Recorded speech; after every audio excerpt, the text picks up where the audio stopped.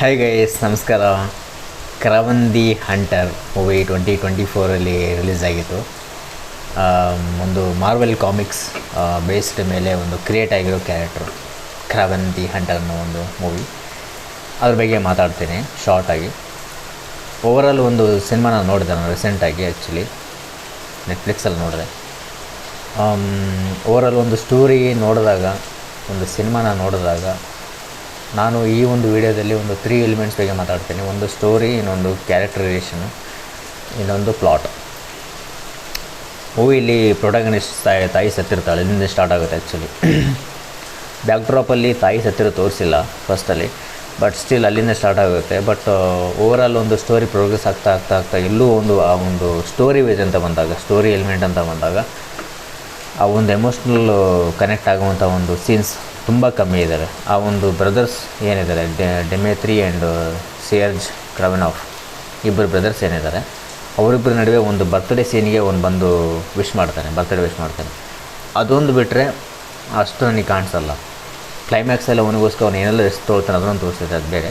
But still ಇನ್ನೂ ಒಂದು emotionally connect ಆಗುವಂಥ ಒಂದು ಸೀನ್ಸ್ ಇನ್ನೂ ಜಾಸ್ತಿ ಇರಬೇಕು. ಎಮೋಷ್ನಲ್ ಅಂದರೆ ಸ್ಟೋರಿ ವೈಸ್ ಅಂತ ಬಂದಾಗ.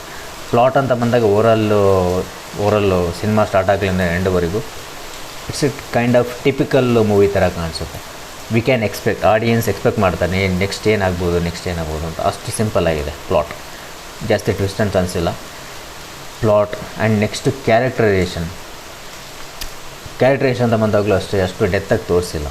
ಇನ್ನೂ ಒಂದು ಡೆತ್ ಕೊಡ್ಬೋದಾಯಿತು characterization. When it comes to Sergei Kravinoff, ಆ ಒಂದು ಕ್ಯಾರೆಕ್ಟ್ರಿಗೆ ಇನ್ನೂ ಒಂದು ಡೆತ್ ಕೊಡ್ಬೋದಾಯಿತು ಆ ಒಂದು ಕ್ಯಾರೆಕ್ಟ್ರಿಗೆ. ಅದು ಎಲ್ಲೋ ಒಂದು ಕಡೆ ಮಿಸ್ ಆಗಿದೆ. ಓವರಾಲ್ ಸ್ಟೋರಿಯಲ್ಲಿ ಈ 3 ವೀಕ್ನೆಸ್ ಅಂದರೆ ವೀಕ್ ಪಾಯಿಂಟ್ಸ್. ಒಂದು ಸ್ಟೋರಿ ಅಷ್ಟು ಎಕ್ಸ್ಪ್ಲೋರ್ ಮಾಡಿಲ್ಲ, ಸ್ಟೋರಿ ವೈಸು ಎಮೋಷ್ನಲಿ ಕನೆಕ್ಟ್ ಆಗುವಂಥ ಸೀನ್ಸ್ ಇಲ್ಲ. ಎರಡನೇದು ಬಂದು ಕ್ಯಾರೆಕ್ಟರೈಸೇಷನ್ ಅಷ್ಟು ಇಂಪ್ಯಾಕ್ಟ್ಫುಲ್ ಆಗಿಲ್ಲ, ಇನ್ನು ಎಕ್ಸ್ಪೆಕ್ಟ್ ಮಾಡಿದೆ ಜಾಸ್ತಿ. ಮೂರನೇದು ಬಂದು ಕ್ಯಾರೆಕ್ಟರೈಸೇಷನ್ ಆಯಿತು, ಸ್ಟೋರಿ ಆಯಿತು. ಪ್ಲಾಟಲ್ಲಿ ತುಂಬ ಟಿಪಿಕಲಾಗಿ ಕಾಣಿಸುತ್ತೆ ಆ ಒಂದು ಪ್ರೋಗ್ರಾಮು.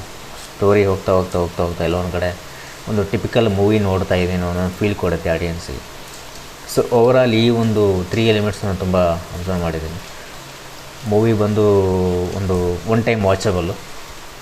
ನೋಡದೇ ಇರೋರು ನೋಡಿ. ಆ ಮೂವಿ ಬಗ್ಗೆ ನಾನು ಮಾತಾಡಬೇಕಾಗಿತ್ತು. ಸೊ ಹಾಗಾಗಿ ಮೂವಿ ಚೆನ್ನಾಗಿದೆ, ಒನ್ ಟೈಮ್ ವಾಚಬಲ್ಲು. ನನ್ನ ಅಪ್ಕಮಿಂಗ್ ವಿಡಿಯೋಗಳಿಗಾಗಿ ನನ್ನ ಯೂಟ್ಯೂಬ್ ಚಾನಲ್ ಸಬ್ಸ್ಕ್ರೈಬ್ ಆಗಿ, ಲೈಕ್ ಮಾಡಿ, ಶೇರ್ ಮಾಡಿ ಅಂತ ಹೇಳ್ತಾ ಈ ವಿಡಿಯೋನ ಎಲ್ಲಿಗೆ ಮಾಡ್ತಾಯಿದ್ದೀನಿ. Thanks for watching and have A nice day.